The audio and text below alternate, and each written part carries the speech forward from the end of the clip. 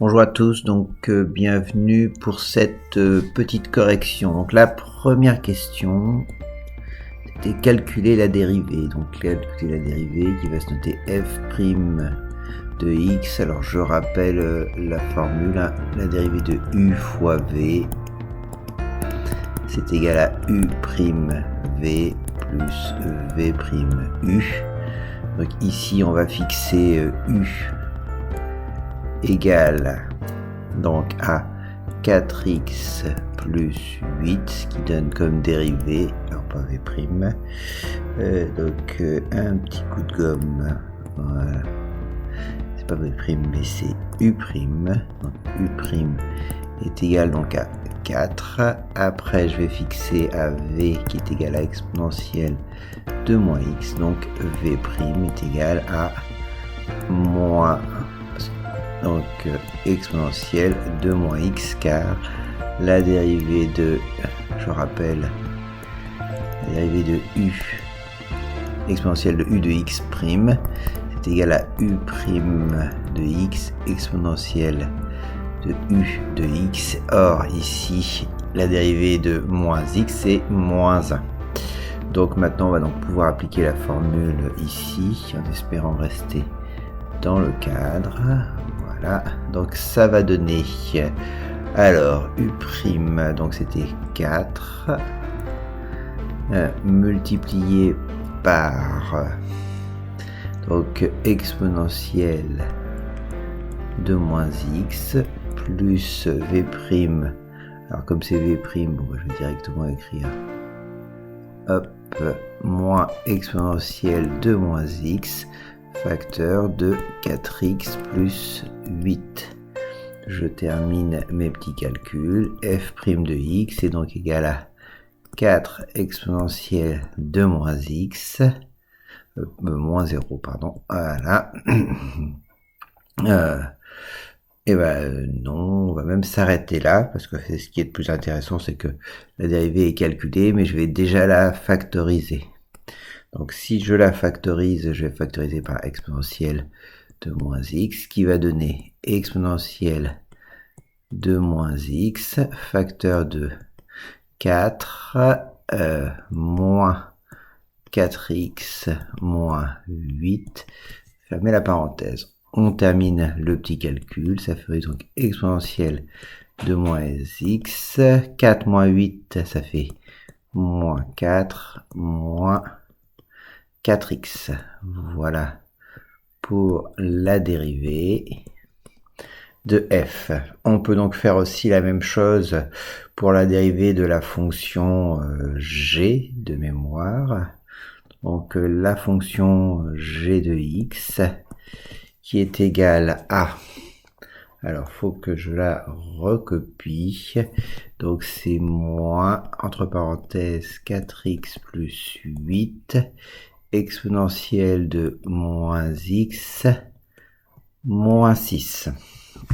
Donc on refait la même chose et on va essayer d'aller un tout petit peu plus vite dans le calcul. Donc g' 2x, donc ça va être égal à quoi? Ça va être égal, donc si je repose u ici, qui est égal à moins 4x moins 8, parce que j'ai intégré le moins à l'intérieur de la parenthèse. Si je dérive la fonction u, ça donne donc moins 4. Pour v, ça n'a pas changé. C'est donc exponentielle de moins x qui va donner v' de x qui est égal à moins exponentielle de moins x. Donc maintenant, on remplace, on fait les petits calculs et c'est parti.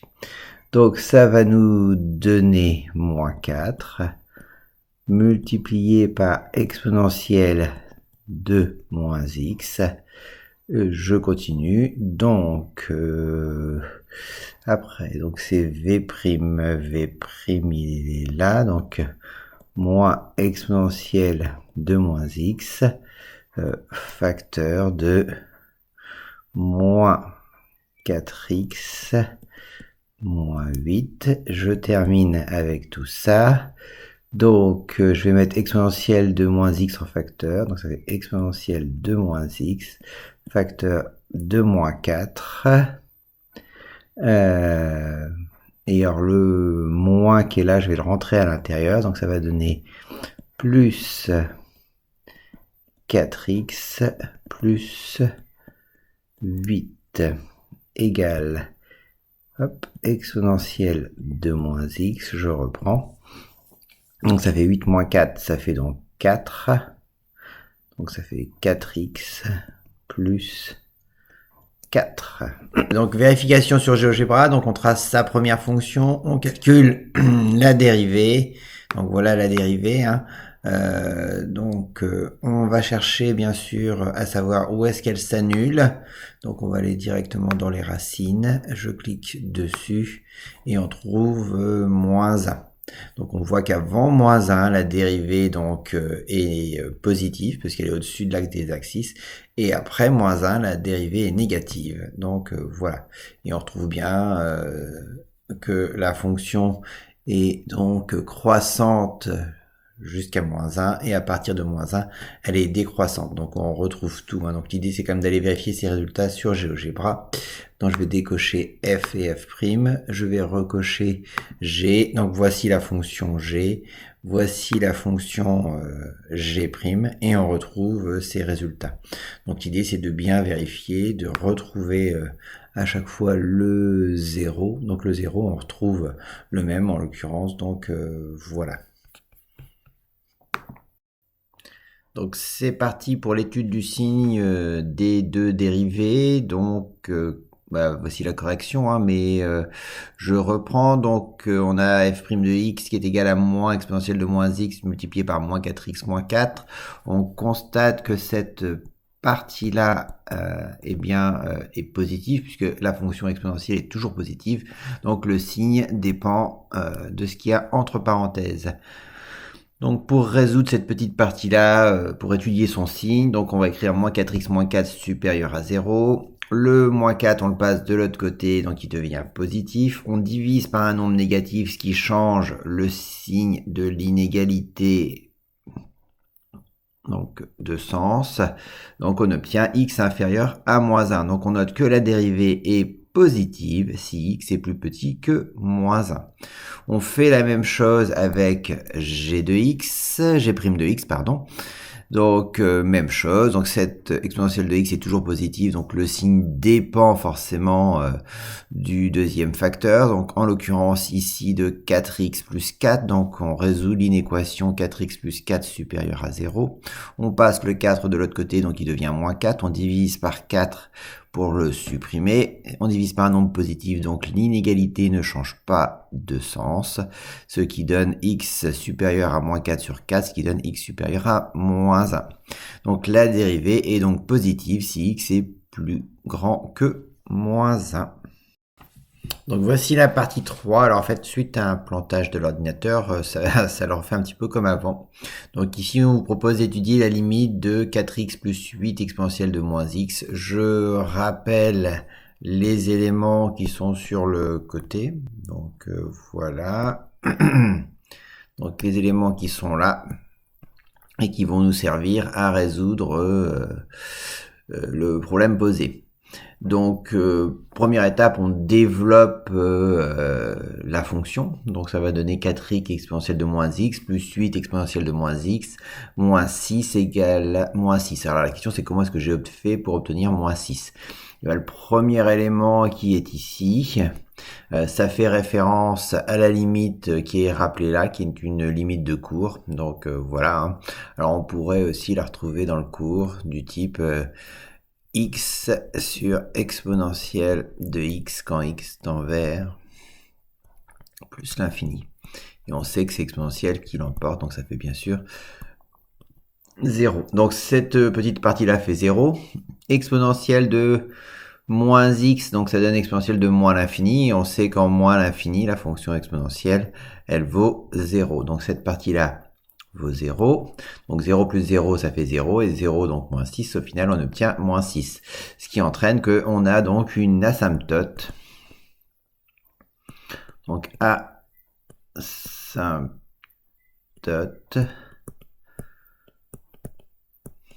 Donc, en y égale moins 6. Donc, une droite horizontale, tout simplement. On fait maintenant la deuxième limite en x, quand x tend vers moins l'infini, donc de 4x plus 8 exponentielle de moins x moins 6.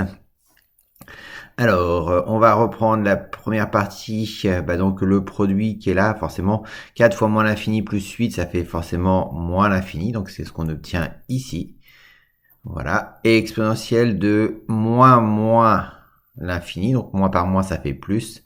Donc nous sommes ici au niveau de l'exponentielle, ce qui fait plus l'infini, et moins l'infini fois plus l'infini, au final ça va faire moins l'infini, puisque vous savez que plus par moins, ça fait moins. Voilà. Une toute petite aparté, bien sûr, on peut retrouver les résultats des limites sur GeoGebra. Donc si on tape limite, donc limite ici, donc je vais prendre à gauche, donc de la fonction, alors moi je vais commencer par f comme dans le corrigé, donc je vais taper limite, alors je reprends limite, je vais prendre la valeur donc à gauche, donc de la fonction f, et je la veux en moins l'infini, donc moins inf, voilà. Et on retrouve donc moins l'infini, c'est ce qu'on avait trouvé dans le corrigé. Après, je reprends limite, donc ce coup-ci à droite, de la fonction f, et ce coup-ci je tape plus l'infini, et on avait trouvé 0. Pas 0, on avait trouvé moins 6, pardon. Et si on tape y égale moins 6, on voit bien, alors y égale moins 6, pourquoi il veut pas moins 6, voilà, j'obtiens bien l'équation de l'asymptote. On peut faire exactement la même chose avec la fonction g, donc pour éviter de surcharger le graphique, je vais décocher rapidement f, voilà, et je vais faire apparaître g. Donc voici, donc je reprends, donc pour la fonction g, on va donc faire exactement la même chose, donc limite, alors dans la barre de saisie, limite, donc à gauche, voilà, donc de la fonction g et en moins l'infini, donc moins inf, j'appuie sur entrée et on tombe sur plus l'infini. Si maintenant je fais la même chose mais ce coup-ci à droite, limite droite, donc de la fonction g et ce coup-ci en plus l'infini inf, hop, j'obtiens moins 6. Donc je retombe sur moins 6. Donc y égale moins 6. Et donc asymptote à la fonction donc g en plus l'infini. Voici la partie 4, donc les tableaux de variation. Donc en ce qui concerne les tableaux de variation, donc entre moins l'infini et plus l'infini, la dérivée, donc on reprend tout ce qu'on a fait avant, la dérivée était donc positive entre moins l'infini moins 1, donc on va écrire un petit signe plus. En moins 1, on avait vu qu'elle était égale à 0, et au-delà de moins 1, donc elle était négative. Donc forcément, si la dérivée est positive, la fonction est croissante, puis décroissante. Les valeurs des limites, on les a calculées, donc en moins l'infini, c'était moins l'infini, et en plus l'infini, c'était moins 6, avec présence donc d'une asymptote y égale moins 6. Pour calculer la valeur en moins 1, il suffit de remplacer f par moins 1, ce que j'ai fait ici dans GeoGebra, donc vous cliquez sur f entre parenthèses moins 1, et vous obtenez la valeur donc de 4,87. Tout simplement. Donc on reporte et on constate que ici on a donc un maximum qui a pour valeur 4,87. Même chose pour la fonction g, donc la dérivée est négative entre moins l'infini et moins 1, ce qui fait qu'elle est décroissante. En moins 1, elle s'annule. Puis après la dérivée est positive entre moins 1 et plus l'infini, donc la fonction est croissante. Pour calculer la valeur en moins 1, on peut reprendre GeoGebra, on va taper g entre parenthèses 2 moins 1, j'appuie sur entrée, on trouve moins 16,87 qu'on reporte dans le tableau, voilà, et ici on a donc affaire à ce qu'on appelle un minimum qui a pour valeur moins 16,87. Nous voilà partis donc pour la question 5, donc résoudre f de x égale g de x, donc j'ai recopié l'équation. Donc ici l'objectif est de résoudre ceci, donc on va se débarrasser tout de suite de exponentielle de moins x. Alors j'ai le droit de le faire parce que la fonction exponentielle moins x n'est jamais égal à 0, donc il n'y a pas besoin d'écrire de conditions, donc on peut les simplifier, voilà. Ça revient donc à résoudre 4x plus 8 égale, l'égal n'est pas passé, moins 4x moins 8. J'ai donc développé le petit signe moins à chaque fois. Voilà. Donc on va repasser les x d'un côté et les nombres de l'autre, ce qui fait donc 4x, mon stylo n'écrit pas super bien, plus 4x égale donc moins 8, moins 8, ce qui fait donc 8x égale moins 16. Voilà. Maintenant, on va donc diviser par 8 de chaque côté. Voilà. Je barre les 8. Ce qui donne x égale donc moins 2. On va vérifier au passage le résultat sur GeoGebra. Donc je passe sur l'écran, je fais apparaître la deuxième fonction et je cherche l'intersection des deux courbes. Donc pour chercher l'intersection, on va chercher donc sur intersection, se situe ici. Voilà. Donc j'ai cliqué dessus, hein, donc on obtient moins 2, un point donc de coordonnées moins 2, moins 6. Donc effectivement, les deux courbes se croisent bien en moins 2. Donc la question 6, donc l'objectif est de résoudre f de b égale 5,99 et ça on peut pas le résoudre par le calcul parce qu'on n'a pas les moyens de le faire. Donc ici on va le faire par GeoGebra. Donc je passe tout de suite sur mon application GeoGebra, j'ai bien la fonction f qui est tracée, je vais tracer y égale donc 5,99. J'obtiens une droite, alors c'est pas 5,99, c'était moins 5,99 je pense dans l'énoncé, donc je vais pouvoir corriger moins 5,99, voilà, et on demande l'intersection de la fonction f, donc du côté de cette fonction là avec ça. Donc il m'a trouvé donc une valeur, ça y est, ce coup-ci, hein. Donc il m'a trouvé 8,33 et moins 5,99. Donc la valeur de B est donc égale à 8,33. Donc c'était pas 5,99 mais moins 5,99 et c'était donc B, c'était 8,33. Pour la valeur de A, on l'avait trouvé tout à l'heure. Et A, c'est juste, je le rappelle, hein, et A va être égal donc à moins 2.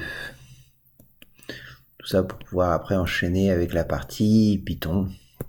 Donc là, on sait qu'on va pouvoir reprendre le programme donc et donner donc pas oublier la première instruction, donc c'est-à-dire from math sans S,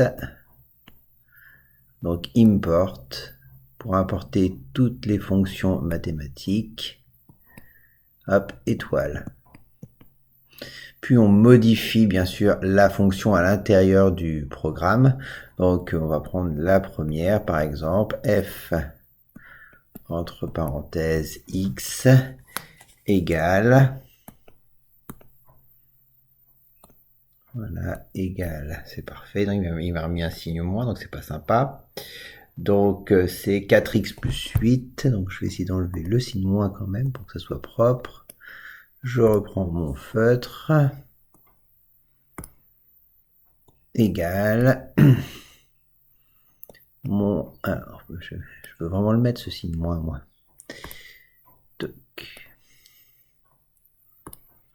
Donc, 4x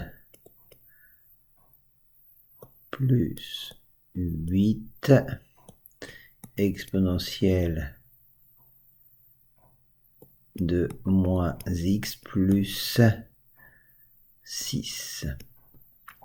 On enregistre bien sûr le programme, puis après on va lancer donc l'instruction qui s'appelle de mémoire longueur. La première borne, c'est-à-dire moins 2. Je crois que c'est des points-virgules à bien vérifier. 8,33. Et on va répéter l'opération, par exemple, 1000 fois. Donc bien sûr, je vais vous proposer qu'on se retrouve sur Tony pour faire cette partie-là. Donc on lance le logiciel Tony. Voilà. Et on va lancer ceci.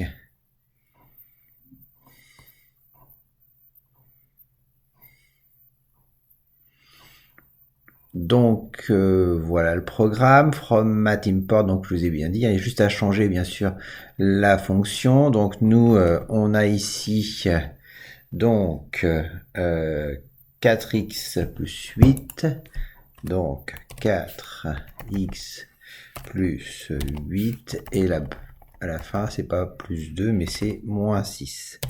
Moins 6, voilà, on enregistre le programme, on le lance, voilà, il nous dit qu'il n'y a pas d'erreur. Alors, faites attention, c'était pas des points-virgules, c'est des virgules, hein. Donc, longueur, c'était bien ce que je me disais, hop, longueur, faut que j'apprenne à écrire longueur, entre parenthèses, donc la première borne c'était moins, donc moins 2, virgule,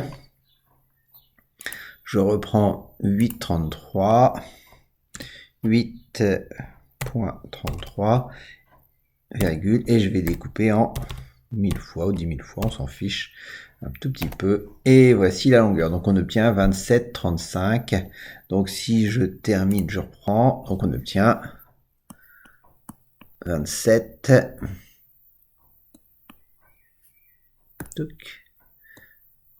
27,35. Voilà pour la question 7. On fait la même chose avec la fonction g.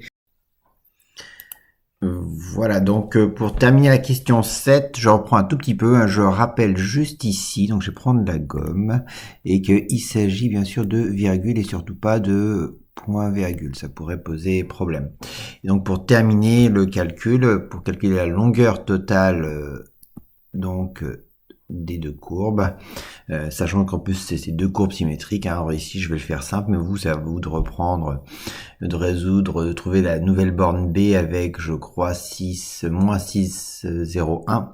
Donc pour moi, j'aurais à résoudre ça, hein. F de B égale moins 6, pas F, pardon, G, exactement, parce que c'est la courbe G. Voilà, hop là, moins 6,01, et on trouverait la même longueur. Voilà, c'est dommage que mon stylo marche pas bien. 27, 35. Donc on multiplie après les deux longueurs par 2. Donc ce qui va donner une longueur totale de 54,7 cm. Si on connaît le prix d'un centimètre, il n'y a plus qu'à multiplier pour obtenir le prix. Voilà.